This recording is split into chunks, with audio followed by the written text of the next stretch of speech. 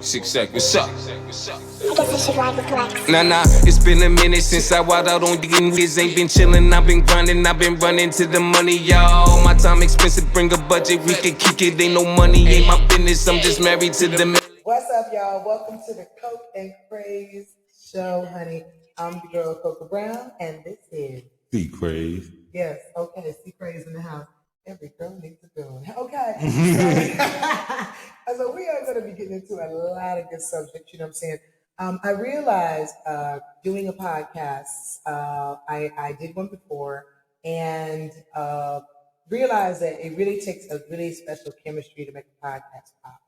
And all this time I've known this man, he was on my last podcast, but I realized recently that this brother is very wise beyond his years and has got some game, but we do butt heads from time to time. Almost like taking an insult. No, it's not an insult. It's not an insult. You know what I'm saying? I appreciate, he keeps it real with me, especially when it comes to relationships. So we're going to be getting into a whole lot of stuff. So we just going to start off. We're going to talk a little, little pop culture. You know what I'm saying? Which you never know anything about. You don't know nothing about the pop culture. You live in a bubble. I kind of know whatever they talk about in the morning on the radio. Okay, so what did you hear? What have you heard recently? I heard about what they talking about. Is that something about what old boy used to be immature? Marion. No, he wasn't immature. It wasn't a Marion? Who is it? Oh, Marcus Houston. Marcus Houston. Okay, they all look alike to me. I'm sorry. I'm somebody's auntie. Okay, they look alike to me. But no, you're talking about him marrying a girl, like meeting her when she was like 16, marrying her when she was like 19 or something, and saying that the reason he wanted a woman that young because she was untainted, she didn't have any baggage, and at his age, any woman in his age range was going to come with baggage, i.e., she was going to be 40s, she was going to have kids, she was that the third. So he went and got him a little young girl so he could groom her, or basically raise her. I see where women could be offended by that statement. I'm not, because I feel like you can choose whoever you want to choose.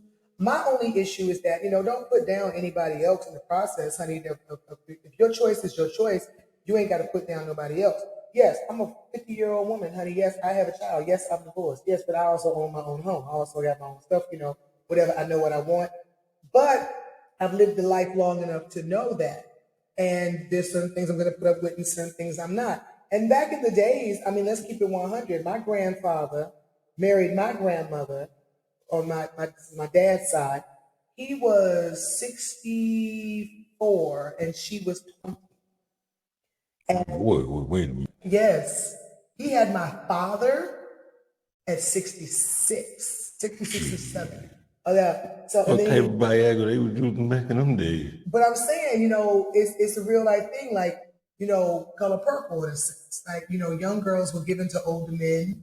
They didn't want a wife their age. They wanted a woman that could breathe.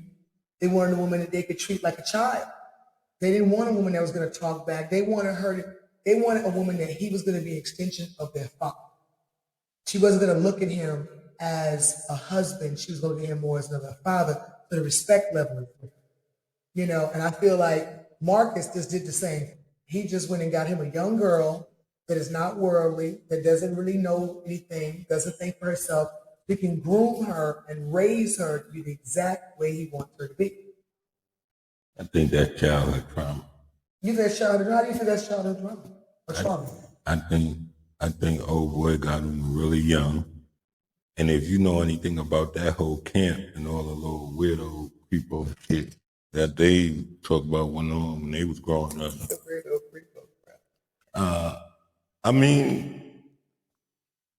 If you don't, I think only men want to accept men challenge.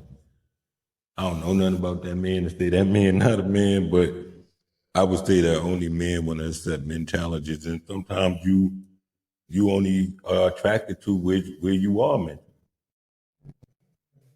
Hey, he got on young, might have that Michael Jackson syndrome. He missed his whole childhood. Remember, them niggas was running around, bopping around, wearing baggy clothes. Yeah. And God knows what. So, and that's not a diss to anybody that's sexually assaulted. I'm not trying to put that. Allegedly. Allegedly. But my thing is this, that's why a lot of older men do date young. You meet a lot of dudes, like you see the dude in the club, he 50-something years old wearing city trends trying to holler at young chicks. He go get the fast car, the flashy car, he's dressed like you, but he's 60. Nah, I don't know about. I'm not. Wait. I might have to take that statement back because I think I'm be still this fly when I'm 62. No, you probably will. You probably just won't have on Pumas. You'll have on Skechers. The bad feet don't kick in. But I feel like when a man's saying that, it's like you wanted to groom your woman. You wanted to raise your woman. You didn't want one with a mind of her own. It's no way this child is 16, 17 years old had a mind of her own. She went from your father, mother to you. I mean, my mother did. My mother married my father while she was in college, and she literally went from her parents to my daddy. She didn't know nothing else. She didn't know the world. She didn't know being single, fending for herself, paying her own rent or mortgage, paying her own car note. She didn't know none of that. She went from her daddy to a husband. And back then, husbands did what husbands were supposed to do. They provided, they took care of the house, they took care of their wives. So maybe in a sense he did this in a traditional way, it just comes off creepy now because I don't think nobody's been exposed to that Hollywood lifestyle from a young age and even understand traditional way. Well, no, they can't. They can't possibly. I mean, Hollywood is a whole different machine. I mean, people ask me all the time if my son, who's 10, wants to be in the industry.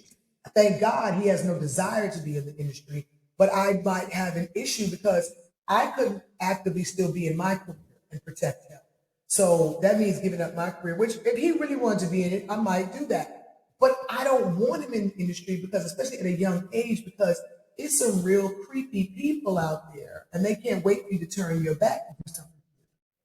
I mean, I understand that. Like, anybody know anything about me and, your fans, they watch the show from before, kind of familiar. No, I used to do music and I got a son now, he's 18 and he wants to do music and I was reprehensive towards that because I didn't succeed in it. Well, were you apprehensive because you thought he might succeed and be more successful than you? 50-50. 50-50. Okay, that's it is. Can be jealous of their children. It was hate. It was hate. Wow. And I'm gonna tell you the honest reason. What saved the hate and the parenting kicked in was when I heard that he wasn't that good. I said, "Oh, thank." A part of me said, "Oh, thank God," but then the parenting kicked in and said, "Well, let me protect him because I know what it feels like to be dedicated to this, and I know how much I put into it." Do you see yourself that you failed in music? I would say my biggest success was I can honestly say I made $1 million. While I didn't accomplish $1 million myself, I created $1 million. Mr. Motherfucking XYZ, he went on to get a deal with Universal and that's me. Like I created that. Like I was the first one from my neighborhood, from Kingsborough Projects in Brooklyn to have a mixtape that kind of went out the neighborhood. We got me into a label, like we were buzzing. And when I went the independent route, I stayed the course. Think about all the artists I've signed. Shout out the Ones, shout out the Suicide Lean, Tino, everybody. Shout out to the whole 6 family, but you know what I mean? But it's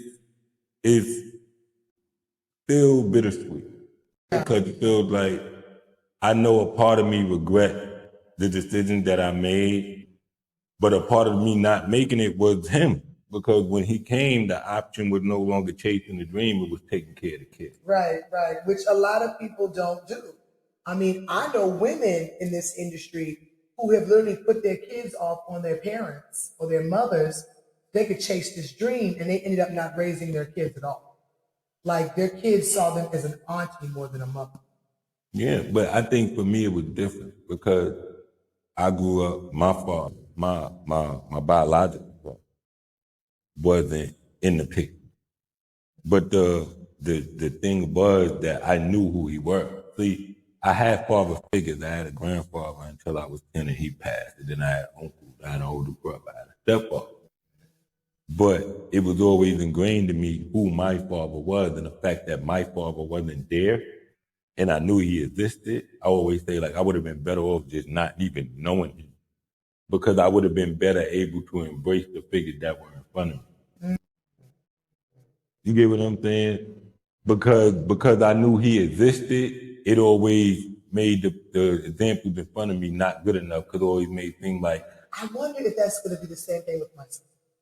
Because, with his father not being in his life. And, see, but no, there's a difference because he's not growing up in an element that would affect him in the way the elements affected me because you also got to understand the definition of my father was he was in jail. He sold drugs.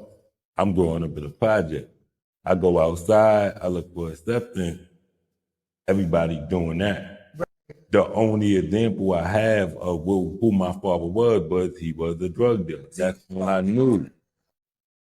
No, I had excellent positive when my grandfather was an engineer. My uncle, he's a therapist, got his own practice. So he's a millionaire.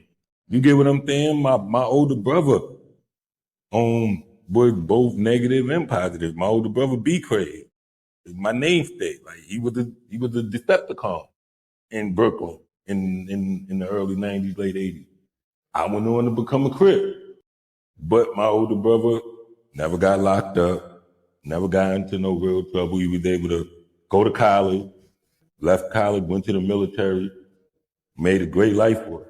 He changed the course. Yeah, but he gave me a blueprint to follow. He always made it known that no matter what you're doing on this side, always give yourself a back. Right. That's something that I'm very adamant about. I've heard people in this industry say you can't have a plan B if you decide to be in this industry, which I think is a crock of crap. You better have a plan B because this business is fickle as hell. They're talking about doing a whole writer's strike, which will shut down Hollywood for everybody. And I mean, if you don't have a way of making money or having an income and you're putting all your energy into Hollywood and this dream, which is great and all, but you got to have a plan B. I mean, I had friends who pretty much starved and lost everything during the pandemic because they didn't have a plan B.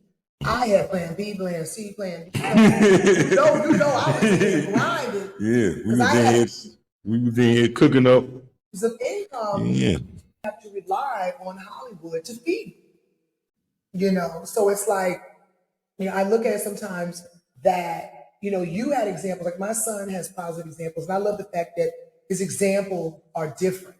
He has someone like you who could have went the wrong course. You had a foot in the street, but you chose to change the course of your life for the sake of your children and the sake of your own sake. Mm-hmm. You know what I'm saying? But you still have that street sense. You still understand the game. So my son can see a success story from someone that could have taken a left turn.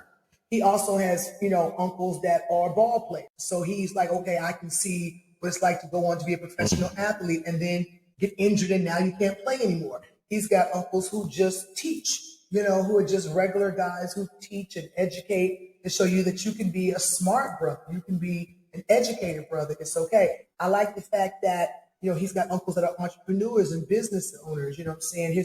My brother, is, an IT specialist for the government, but he also has a lawn care business that's doing very well. Mm-hmm. So he's seeing both sides. I've always been adamant about keeping positive male role models around my son because when I realized, which I realized very early on in my son's existence, that his father was not going to be present, that he was going to be one of those dads. And unfortunately, didn't you see that beforehand? I did. I'm willing to admit, but a lot of us women, especially us empaths, especially us nurturing maternal women, think we can save a brother. We can grow a brother. Honey, I ain't growing jack, but a from now on. But anyway. We'll get back to that. We'll circle back to that. I think, just going back to the Marcus Houston thing, he chose that he wanted, if I had to call it what it is, he chose easy. It's not easy, but no, it's not easy. I'm gonna be honest. I'm in my late 30s. I ain't crossed the 40 yet, but I'm in my late 30s. About a year or so ago, went out with a 25-year-old. bad. We gang of bad. You know the baddies. And halfway through the conversation, I realized, what the fuck am I doing here? I didn't understand nothing she was saying. I ain't understand nothing she was talking about. She was talking about, like, I honestly had no, what's the girl that's with Blueface? Oh, Krishan. I didn't know who she was. She was telling me about this one baby mama and all these, and this one is popping and all these. And I'm sitting there clueless. And I think I'm a relatively, hip dude that knows what's going on. I got a record label. I got young dudes signing me. I was clueless. But then I also realized I had no business. Because it brought nothing to my life vertically. Right. Meaning it would have been productive to me if I was looking to be in that world. But if I'm not looking to be in that world, then it does nothing for me vertically. Mm-hmm. And to him, where he's at career-wise, not really doing. I don't know what he's doing personally, but I'm talking about as far as just being known and who getting to it. A lot of people get to it behind the scenes, so we don't know how to get into it. But I'm talking about mainstream getting to it, not known. Right. So if you at a point in your career where that's where you are, and that's what you feel brings to your life, then hey, to each his own. Right, and I mean, he hasn't done anything that other entertainers have not done. But that grooming shit is gross. I got a daughter. Elvis Presley met Priscilla Presley when she was what, 15? Yeah, but I'm gonna tell you one thing. That grooming shit is gross. I got a daughter. One of you niggas, man, try that bullshit with my daughter. My daughter's 17. I wish she would. I mean, let's keep it 100. When I was 17, I was dating a 28-year-old. And what's crazy is my parents love her. But they Maisha, if you watching this shit, you try it. They will not find. My parents till years later how old he really was. I did have him lie about his age, but he told my parents he was 22. He was really 28. But they liked the fact that they could say he was an officer in the Air Force. He was an officer. Unfortunately, I come from one of those Southern bred families that titles meant something.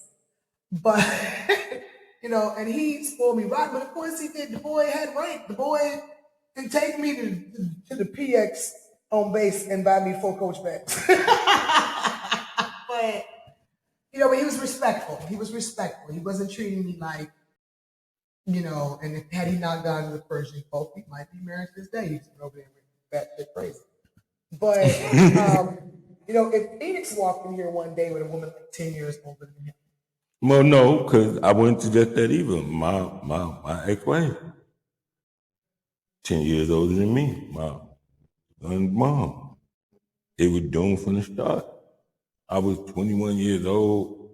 I'm still active, like I was still outside. Yeah. Like I was outside. He was outside. Yeah, and boom, I meet this woman. She's 10 years older. She got the biggest butt in the world.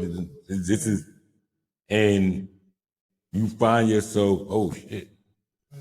And then when reality hits, like, I don't even know. Like, I'm about to have a kid. She's 31, so she's well off from where she want to be in life. I have no clue where I'm going. Why am I even married? Who initiated the marriage? Her or you? It was kind of, I'm going to be honest, the marriage was kind of just like, all right, whatever, man, shut up. Like, she was bringing it up and you just got tired of hearing about it, so you said, about to get married? Because in my mind, because of me not having my father, my mind, it was, I know I'm not ready for this, but I'm going to be with the mother of my child. Okay, so you had that mentality, which is actually good for a 21-year-old kid. So yeah, I'll marry you. Because in the end, it's going to be us anyway, because I'm not going to be with nobody else. I ain't having no kids with nobody else. I ain't doing nothing. Go to show you how God got a sense of humor like a mom. Oh, God, that was very so yes. So I'm like, when you get to it in that manner and you understand that, like, I got to it and realized, like, oh shit, we got nothing in common. It's so much shit that I want to do. And what faulted with that was me chasing my dream, me putting the effort in, and me putting the effort and time into what I should have put into and halted my music career, what could have been. And also, it led to me making a bunch of mistakes. Having a side baby, doing all types of crazy, lying, cheating. I was the worst. The worst is, like, if you could look up the definition of the worst husband and when was that? When was that? 2008? I might even... Nah, I know that story and I didn't do nothing like that. I ain't go that far. I ain't never... So, that nigga. I barely would maintain the one. I'd be damn if I had two. well, that's what I'm saying. I still don't understand how that was even feasible. Possibly can't get a dude to marry one, but anyway. But that's no here nor there at this point. It's like, when I think about relationships now, we as Black women and Black men are just broken. We want to point fingers. It's always somebody else's fault. Nobody wants to take accountability. Everybody's looking for someone to give them the magic pill to find love or to get it right, when it's all really just the chemistry in between you and that person, what works for you.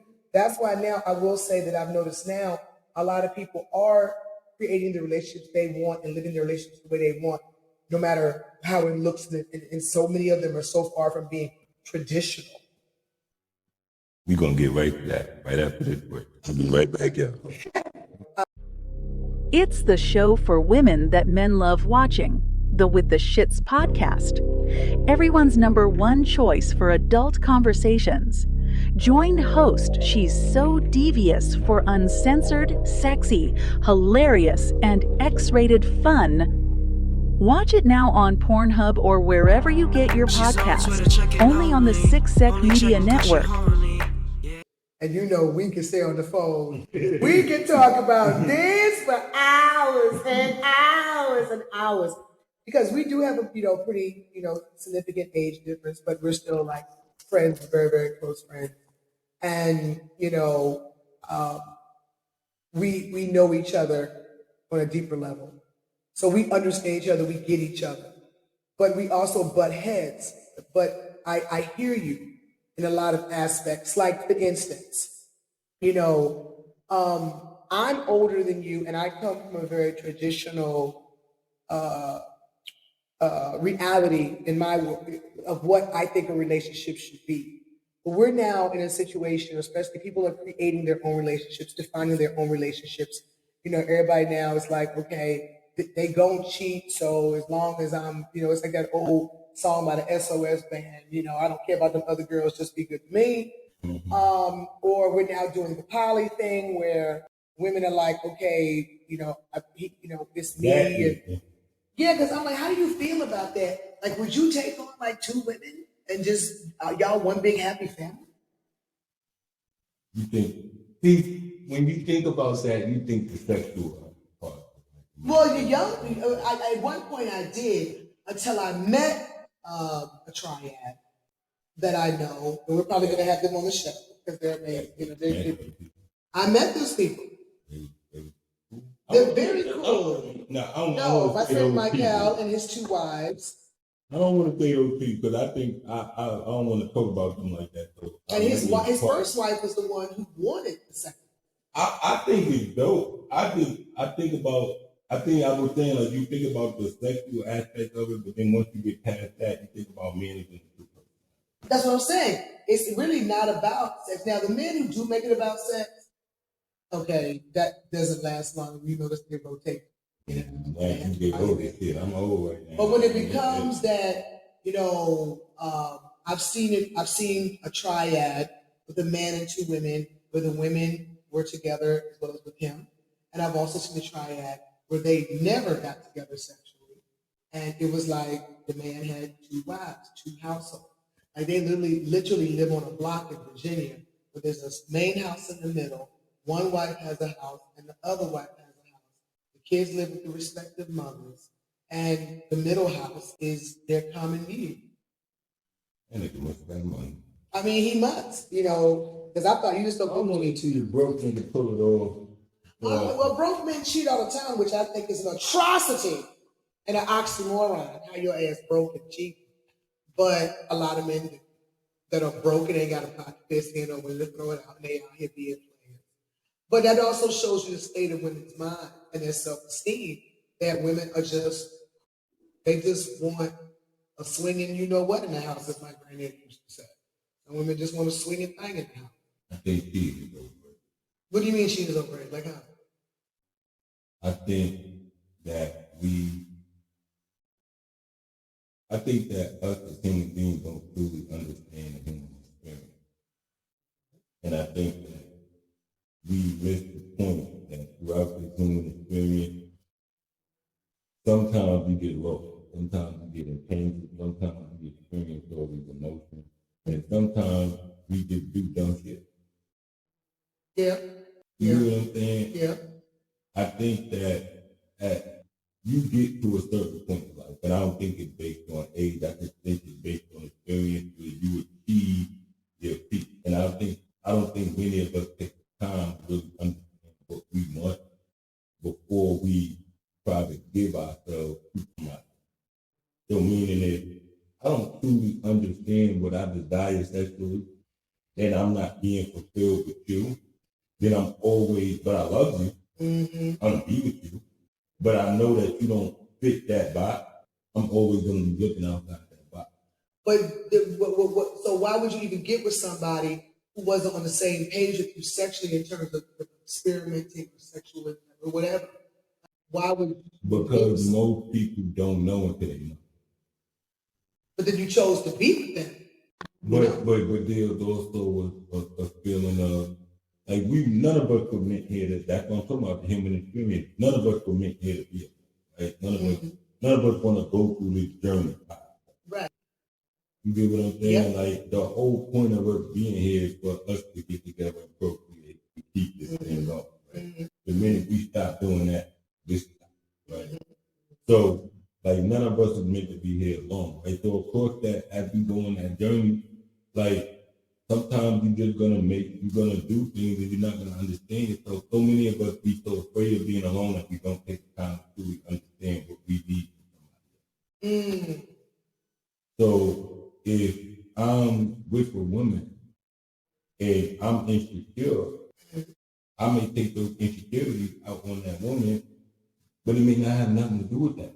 Right. I may only see that woman, may only be attracted to that woman because she visualizes my insecurity. Okay. Meaning, if I have you, I achieve the unobtainable. So, for instance, you're doing well, right? Successful, beautiful home, everything. If I'm not at that level, and that's the insecurity of mine, I may pursue you, and if I get you, now I'm faced with my insecurity, because now I'm looking at their successes and my failures every day. Wow.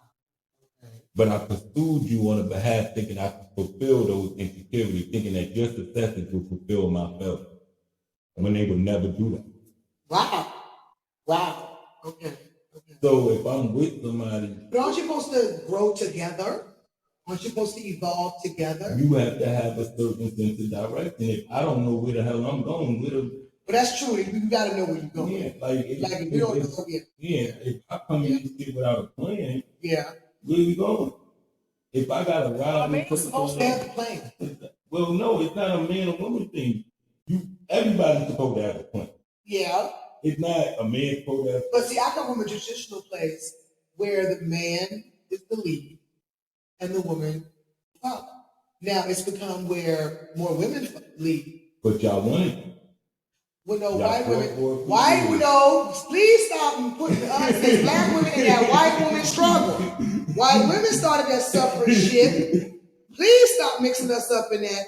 Black women was not even feeling that crap till, for whatever reason, when they begin to divide us with welfare system and taking fathers out of homes and all that, and made us strong, independent women, there was a time when women weren't trying to be out here on some I have rights too.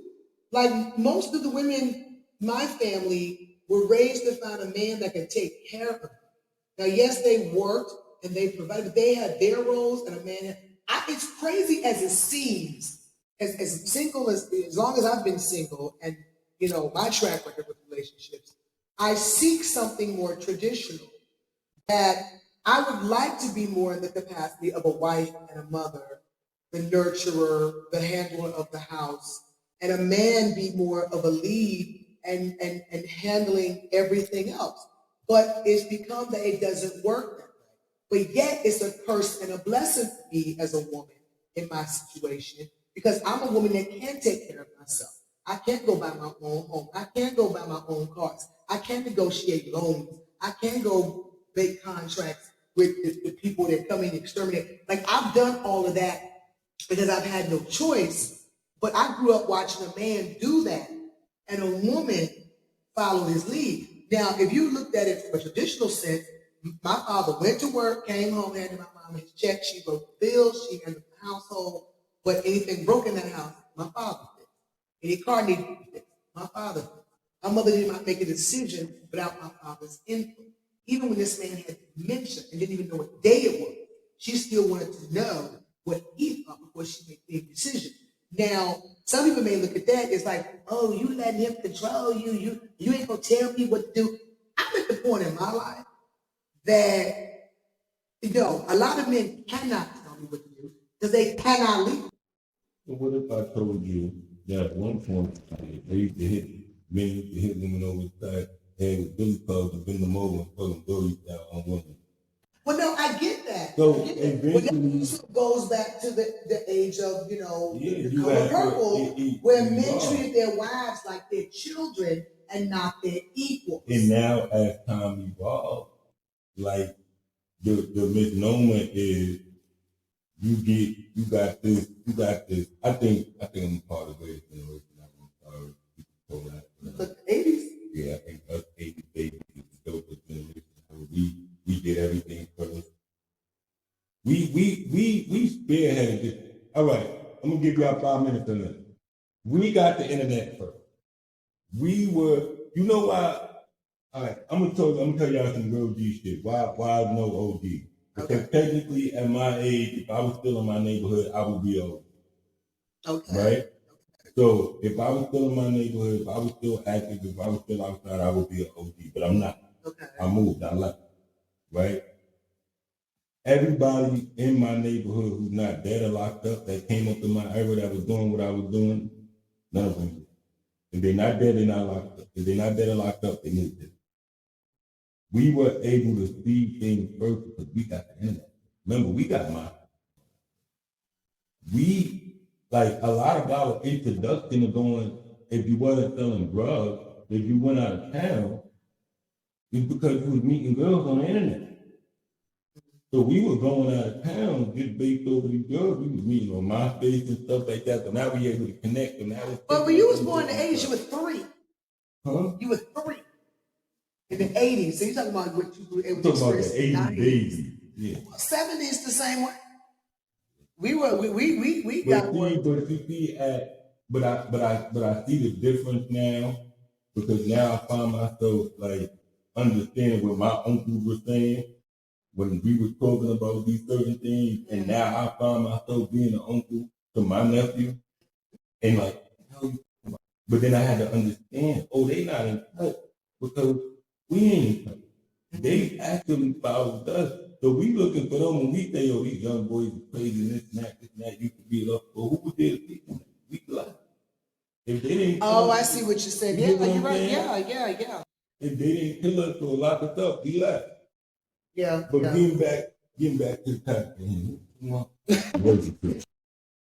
you're talking about cheating. So men, if a man decides that he wants to cheat, is 90% of the time out of desire. Take it with the little head, not the big head. No, it's just desire and opportunity. Well, absolutely. I've always said this opportunity. Desire, opportunity. And you got women out here. There used to be a time, I remember, because I grew up in an era, I'm a 70s baby. But I remember a time very distinct that chicks who messed with married men were like, wow, you different. And now it's become very normal. Well, when I say design opportunity, it means that when you get to a certain age and you no longer have those desires, those opportunities. Really? Because I think women now don't give a damn. You got a ring on your finger. You can even walk in. I've seen it. I'll give you an example. She's gonna present herself regardless of what your energy project. So but that's when I but your energy project like me. I don't go out. I'm not out. I'm not active. I don't be outside. And when I do step out, I don't. If I'm not desiring that, I'm fine. So even if it's being thrown at me or being painted, but that's like oxymoron to me. I desire love, but find different shit. Desire, opportunity, hey, all of this stuff, right? You started on stage how many But when years I don't want it, that's what it finds. You started on stage how many years ago? 26, almost 27 years ago. Your hard work, your passion, your desire, with the luck of the moment, all combined led to, right? Yes. But your desire, it all started with a desire. Yes. Now imagine if you walk outside. But my desire found me. Yeah, but imagine if you walk outside with a desire, pussy, because you're unsatisfied, you're unfulfilled. It's pussy all around you. Well, yeah. So an opportunity is going to always create itself. And you're going to always be looking for the opportunity, just like I said. If you're looking for, if you 1,000 jobs out here, right? I'm guaranteed to make McDonald's hiring somewhere right now. Why would I know that? I ain't looking for a job at McDonald's. You understand what I'm saying? Yeah. But I guarantee you, if I was outside designing a job at McDonald's, I could find a McDonald's at time.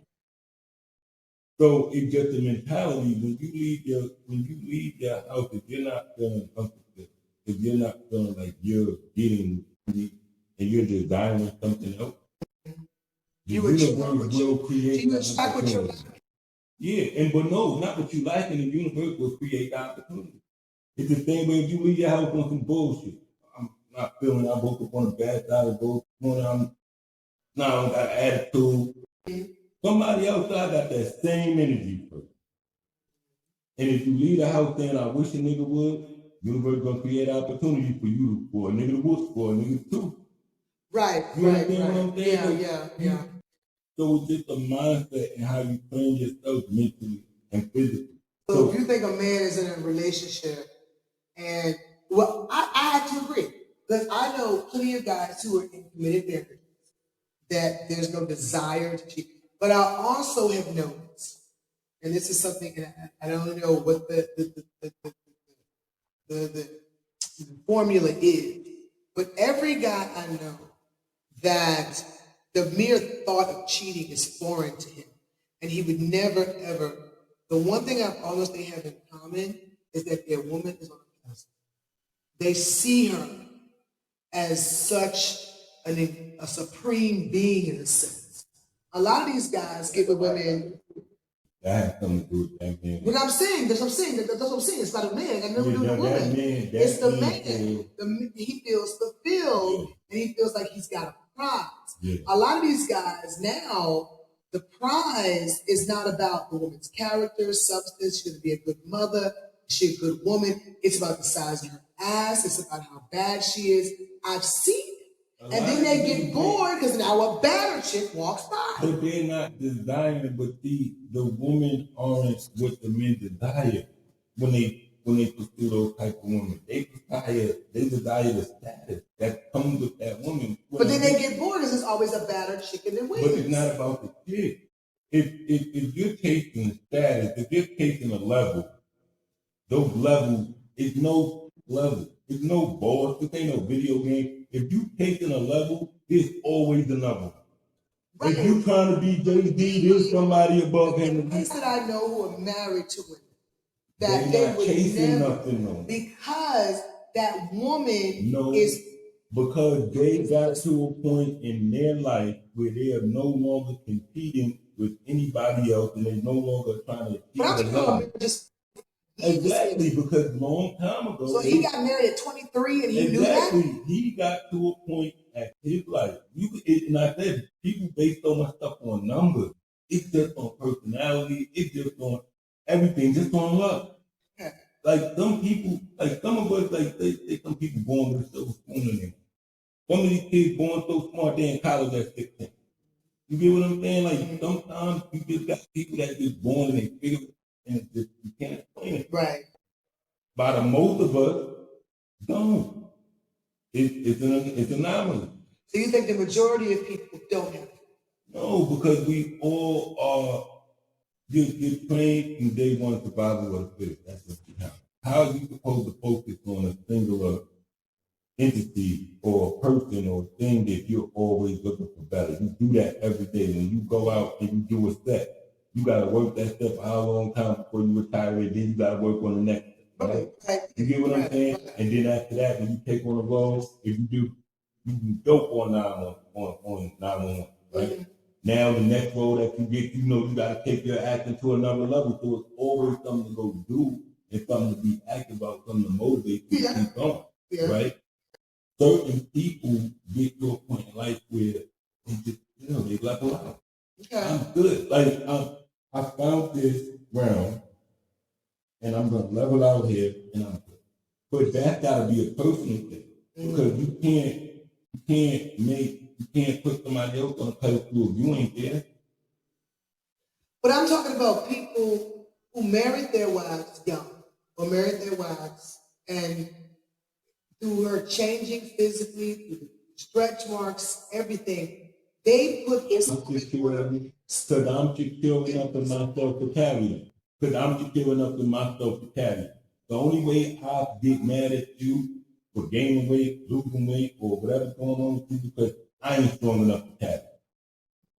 That ain't got. So you're saying a lot of these men out here are not strong enough to carry it? No, so they cower away. Why are they chasing the hoes over good women? Hoes is light. You know how easy it is to pick up and drop off a hoe? You know how heavy it is to carry a woman? So you're saying a lot of men don't want to carry a woman? They want the easy one. No, and the men who figure it out are the men who get secure enough in themselves where they feel like they can carry that weight. That shit is nothing. So I'm asking, because we have such a divide in so many single women, and then the type of women that these men are choosing is like, well, that's not how a lot of us were raised to conduct ourselves. Like this new breed of woman is different to me. I wasn't raised to be a hoe outside. They ain't being raised to be hoes either. So how you got women now who have just become hoes outside? Like I said, think about who are these generations? My people, young girl, period guard, talking to another girl at the desk. I walked into a building, young girl, period guard, she be in her early 20s, talking to another lady at the desk. Mm-hmm. I know the young girl, say hi, good morning, whatever. Yeah. She talked to the young girl, and I say, who you talking to? This is my mother. But the mother was my age. And then I realized, oh, shit, wait a minute. Talking to you about these young girls, well, we they parents. I got a 17-year-old daughter. They ain't being raised to do that. We were raised with a singular message. We had whatever Victoria voice that came, whether that was school, at home, whatever you was going through. There was nobody telling you what. Well, no, we weren't influenced by nothing. I mean, I remember there wasn't no influence. Yeah. MTV is just started. Yeah, there wasn't no you could do what you want to do or what mommy said with me. You're my equal. Yeah. I want to hear your opinion. Your voice matters to me too.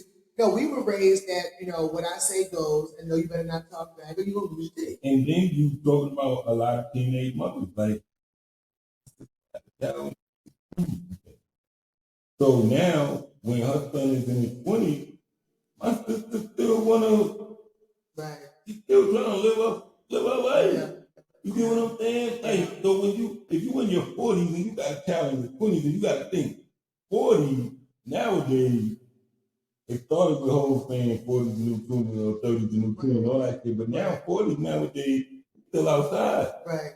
You get what I'm saying? So how you raising your kid and he's still outside? I got an 8-year-old. He comes over, grab the tablet, grab the phone. I try to do stuff with him, go to the movie, take time with him. As soon as we get off that, yeah, he want to get right back. You know what I'm saying? Like, and you start to understand, like, you trying to fight that battle is like when PlayStation came out. Right. Or Atari. You get what I'm saying? Sega Genesis. Right. Like, but our parents didn't know for a long time that we should be on. No. All they knew was that we was quiet. Exactly. We were occupied. We were bugging them. Are we up for the break? Yeah, we up for another. All right, we'll be right back, y'all. Introducing 60 Second Entertainment, the premier management company that partners with brands to create exciting and engaging content that drives revenue and success. Partner with 60 Seconds of Entertainment today.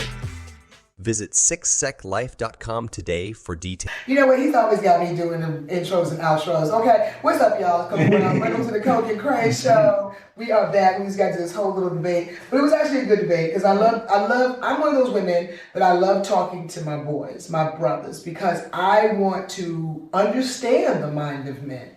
I think sometimes it's a curse and a blessing that I know too much. Because you guys be dropping a lot of gems on me and it be in the back of my head, so I don't think like a typical woman. You gotta know how to use it. Okay, break it down. How do I use it? Because I feel I'm feminine. I haven't, I can be masculine. I can have my moments. But yes. That's all this bullshit, and I'm calling you niggas out on this bullshit. Okay. All this toxic, all this toxic masculinity and all that, all that other divine femininity, all that bullshit, you know what I mean? Be talking. Look. It's simple and plain. It's either you stand on your square or you don't. If you a man, there's just certain shit that just come with being a man. There's just certain responsibilities that you just can't afford. You can't avoid. Mm-hmm. And I think that learning how to apply the information is just different. You don't gotta be a nigga to just understand. Mm-hmm. Like I told you, like identifying a sucker. Mm-hmm. How many times women go out on a date and listen to everything a nigga say and won't pay attention to nothing that a nigga do? Yeah. You understand what I'm saying? Yeah. You go out and listen to everything. This nigga tell you, yeah, man, I got 4,500, I'm doing this, I'm doing that, but this nigga ain't smiled one time through the whole conversation. Right. And you think you supposed to be happy with this nigga? He ain't happy with his fucking self. You telling the whole conversation with this nigga, he talking about how beautiful you are, how sexy you are, but he ain't made eye contact with you all night. You ain't paid attention to that. But you so overwhelmed with the compliment. Or every time you ask him a question, he diverts it back to you. Exactly. He will not answer a question. Exactly. You know what I'm saying? Or somebody checking their phone. Constantly giving you zero attention. Yep. Checking your phone. But you'll leave thinking, oh, I had such a good time because you weren't. Because that's what women we have to stop talking so much. Women, we have got to let them lead the conversation. If a man cannot lead a conversation, cannot start a conversation, cannot answer your questions, sometimes we just shut up, ladies, and let the man talk, real talk. I learned that I'm the kind of person, I'll get to talking, rambling, whatever, get on my little tangent, you know me. Mm-hmm. And then I've missed stuff.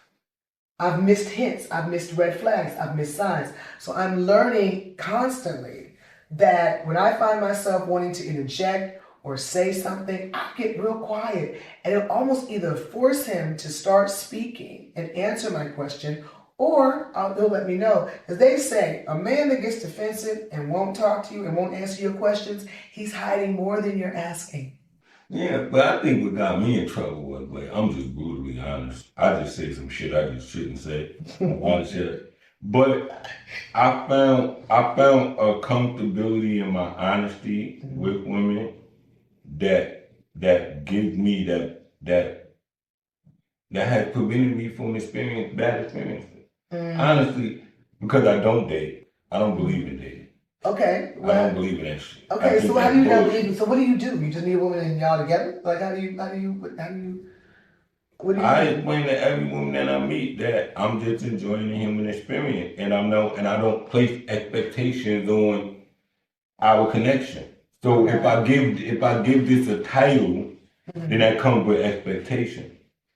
But I'm saying at some point a woman's gonna want to know where y'all stand, especially if y'all been kicking it for quite And some when she asked the question, I'll let her know. We're just having a human experience. What if it's been 2 years? You're free to stay. You're free to go.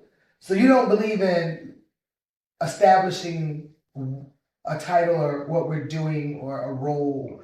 You just No, I believe in it, but it's going to be established when it's supposed to be. I will not establish that title or that role with anybody without me feeling confident in giving. Like, I don't want to be one of them niggas that just run around giving chick titles and giving chick roles, but I ain't prepared to deal with that.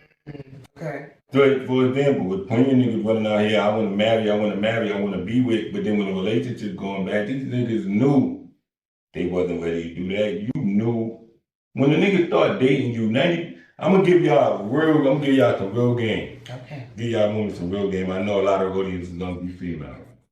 If you're going out on the first date with a man tonight, whatever you watch this shit, I guarantee you, if it's your first date with him, you fucked the girl the day before. I might get in trouble for this shit. Why are you saying that? There's never been a first date I've been on that I haven't fucked a different girl the day before that first date.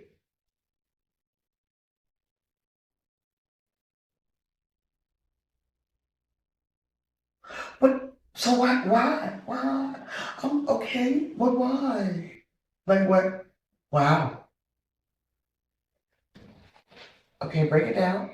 Well, the thing is that when we know we encountering something new, You don't want to go in there with a full set of balls clouding your judgment. no, it's just a reference point. What you mean? So normally, I ain't gonna speak for a minute. Niggas, if you could relate, chime in. But for me, if I'm meeting somebody new, and there's somebody in the picture, I'm kind of like, all right, let me go into this. I don't want to go into that shit. I don't want to go into it over anxious or overly excited. Okay. I want to be at my coolest point.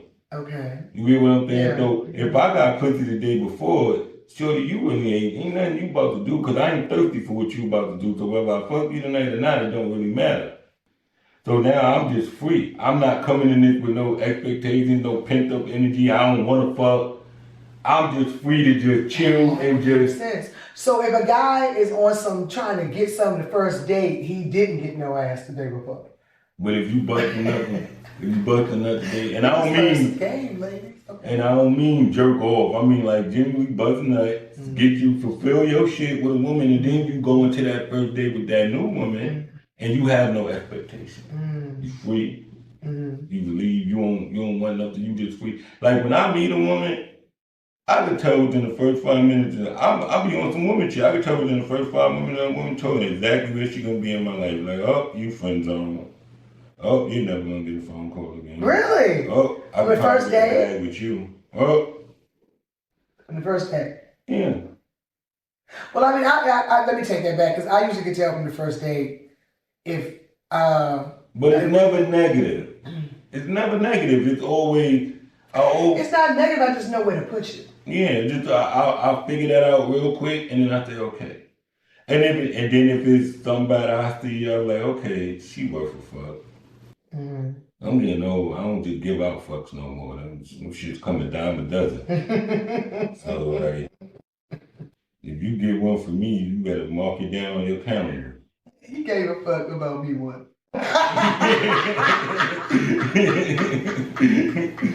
No, it's like, and that's why I like to talk to my boys, because they give us, they say, you gotta listen, you know what I'm saying? You ain't got no male friends in your life and give you some game, girl. You out here riding blind, honey. You need some game. It's just a curse and a blessing, because sometimes I can't see. But I realized recently with myself that as much game as I've been given from my boys and no stuff, that there's still that girl in me that sometimes wants to be blind and stupid. Everybody do. It's still a little boy in me that when I get, because of my childhood, when I am not good with authoritative men. I'm not good. Like it gotta be a certain respect level earned for me when it comes to men in authoritative roles. Like, it's not that I would disrespect their position, but it's just I'm not comfortable. But with authoritative women, there's a little boy in me that will always... Because of your mom's situation. Yeah. Wow. That will always... Yeah. Bow down. Like, we're about to do a whole issue, a whole episode on mommy issues. Because you can have a present mommy and an absent mommy instead of hella mommy issues. We have to do an episode on that, like, for real. You know, that's real talk though, because I think that for me, because oh my God, like seriously, this is why I love my boy. He's crazy. He's dropping some shit. That is why I tend to go into this little girl place of blind and stupid. Because growing up, even though my father was a great provider and he was present, I felt ignored. And that's why when a man ignores me, it's such a trigger for me, especially when I'm trying to be everything you claim you need and want, and then you ignore me or you dismiss me or you ghost me. It's a trigger for me because growing up, you know, I saw my dad go to work, come home, never, you know, dad wasn't out in the streets. Daddy was a, you know, man that came home, took care of his family, whatever. But it wasn't that father-daughter bond until I got much older. And I had made so many mistakes before trying to, it's like literally that little girl in me in relationships would come out trying to get this man to see her. To not just be, I know I can never be with a man that just works all the time and just comes home and sleeps. You know, you got to see me. Don't get me wrong, I'm a hustler and I'm gone a lot. I do what I do, but also make time for what I want to make time for. But it's funny you would say that because I tend to get with men that, you know, strong-willed that I think, you know, quiet, but yet can be extroverted. But it's like the biggest trigger for me is that the minute I feel like they're ignoring me. But see, I think that you only feel ignored when you call it out. So like if you, that's why I'm stressing heavily on self-fulfillment. So if you feel fulfilled within yourself, if you can walk with a certain confidence and a certain swag and a certain feeling within yourself, you won't feel ignored. And see, it took me years to get to that point. You get what I'm saying? I mean, I'm there now, where it's like the minute I feel like I don't matter to you, or I'm an option, not a choice. The minute I feel like I'm not a priority to you, I want you to get to the point where you don't even, but I want you to get to the point where you're not even looking at it. Like, whether or not you're opting or nothing, don't even matter because your intentions are pure. So, once you know what your intentions are, I personally think that once you know what your intentions are, where you stand, it's much easier to put people in their proper slot because you don't know where your holes are. So how is somebody going to fulfill you if you don't know where your holes are? So you may be thinking that you need this from somebody when you don't even need that. You need this. But you got to figure that shit out within yourself first. Yeah. You know what I mean? Yeah. Like, we run around thinking we need love from a motherfucker. Well, maybe we don't need love. Maybe we need loyalty. You get what I'm saying? That's a word. Maybe we don't need compassion. Maybe we need empathy. I think that's why I have such great friendships with my male friends, like you and, you know, other guys in my life that are like my boys, because I know y'all love me, but it's the loyalty.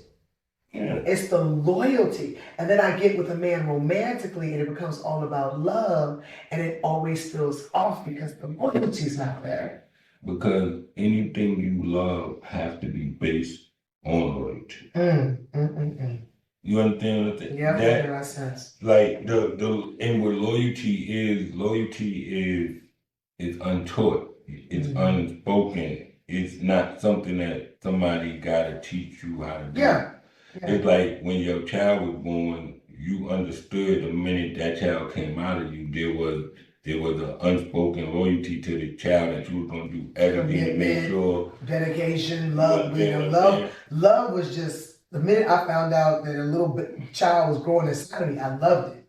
The minute I saw them, it's like, you're right, the loyalty kicked in. That loyalty, see, love is what keep the loyalty going, because loyalty is when your kid fuck up in school and you want to choke the fuck out of him. Right. But you love them, but you gotta be loyal enough to not give up on them. Yeah. That's loyalty. Yeah. You get what I'm saying? Yeah. No matter how many times that person fuck up, no matter what they go through, you still there to pick them up. Yeah. Even if in their worst moment, their best moment, you there. Right. And it's unspoken. And I think that we need to start looking for those qualities in people rather than looking for the love thing, because the love is no different than hate. Love is no different than anger. Love is no different than laughter. Love is no different than none of that shit. If I can make you laugh 1 minute and I can make you cry the next, then I can make you love me 1 minute and I can make you love me and make you hate me the next. So why do we put so much value on love? That's real talk. You got thousands of fans. You could say one thing on this podcast right now, and one of those fans could say, I don't love Coco no more. But was it ever love? Wow. I hear you. How many people, I love your show, I love you so much. I've been at your shows, I've been with you. I've seen them come up to you. I've seen them tell you how much they love you. Right. Let you do a joke that they don't like. Yep. You understand what I'm saying? So why do we act like these same rules don't apply just because we fucking somebody? Wow. This, ladies, get you. Okay, that's real talk though. We put all this energy into love and ain't got loyalty to first. And loyalty to me will always last longer than love. Man, because loyalty is something more powerful. Loyalty is something that when you understand what it truly means, and when you understand that it's not a forced commitment. You get what I'm saying? Yeah. It's not something that you gotta teach yourself how to do. Right. When you come around somebody and you just understand the assignment from the door, that should tell you right there. If you walk in a room, I tell everybody, if not, I told you this, if you ever walk in a room and you can't identify the mark, then who the motherfucking mark? Right. You get what I'm saying? Yeah. So it just, when you know it and you feel it, and when you don't feel it, stop acting like love could substitute for that shit. And start paying attention. It's a million suckers out there. Yeah. For every one real nigga is 5 suckers. I bet money on it. I would have to take you up on that. I would have to agree with you on that. I wouldn't go against you on that. And the suckers get way more pussy than the real niggas. But we're going to touch on that next week. Yeah, we're going to do that.